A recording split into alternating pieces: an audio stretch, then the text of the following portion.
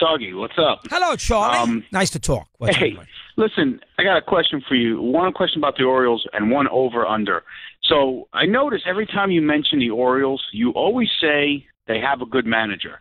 Now, I think Buck is a pretty good manager, but just to be clear, you know Buck he's 102 games over 500 over 19 years. That's an average of about 5 wins over every year. So he's averaged about an 83, 84 win baseball team over the course of almost 20 years. He's 1-4 in postseason series, and he's 1-1 in wild card games, including the debacle where he didn't pitch. Oh, that was terrible in 2016. We all know that was a disaster. So you think Buck? For one reason or another. So you think Buck's a little overrated? To make a long story short. And well, here's another thing, Chris, and I've heard you mention this about other guys in sports as well.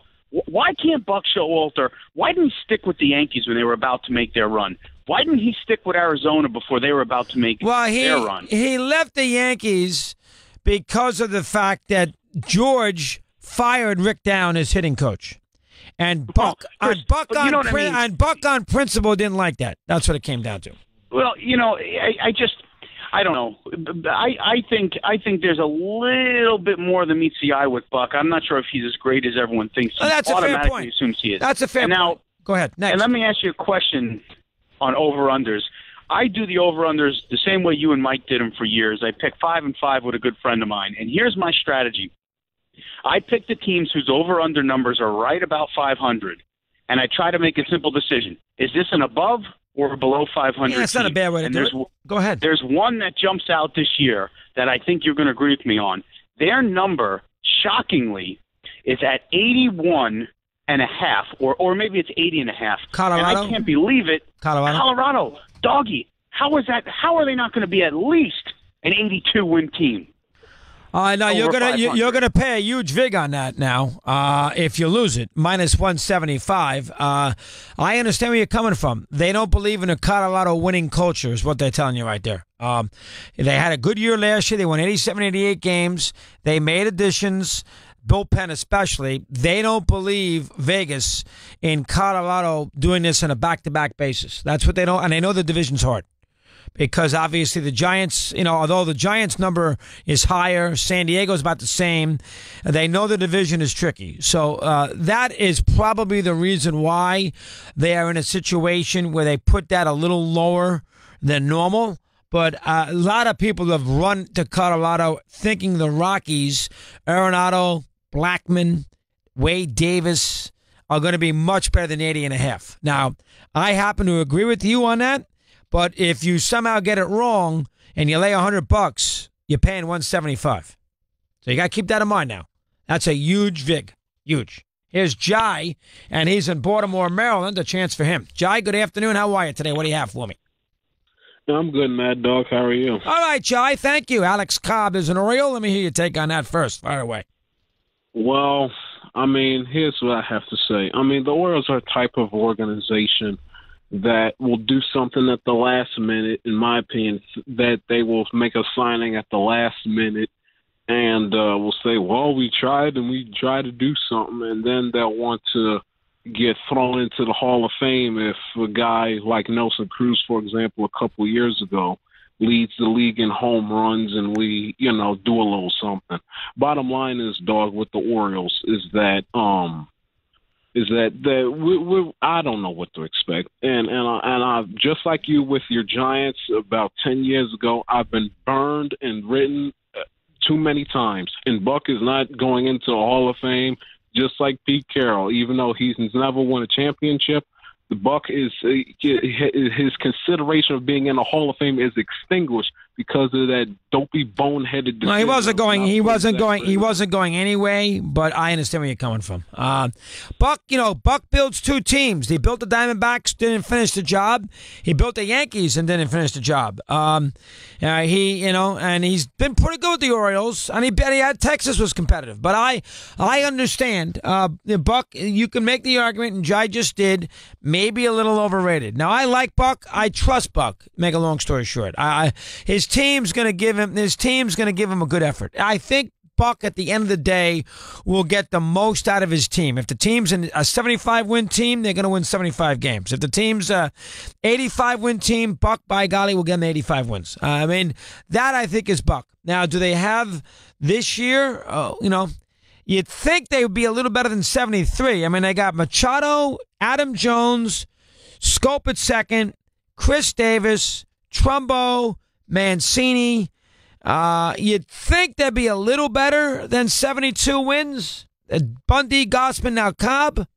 Have to wait and see on that. Interesting about the Orioles are fascinating. The Orioles are a tough division with the Yankees and the Red Sox. Brian is in New Jersey, running on that Lavalette boardwalk today. Wouldn't be easy. Brian gave it a go. Brian, good afternoon. How are you today, pal?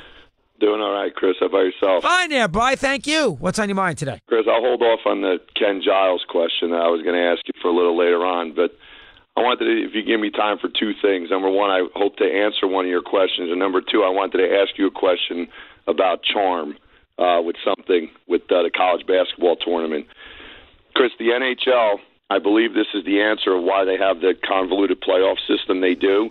When they realigned, they used to have three divisions, and they would guarantee a division winner one of the top three seeds, and you would end up having two, sometimes three teams that finished 4, 5, and 6 that had more points than one of the division winners.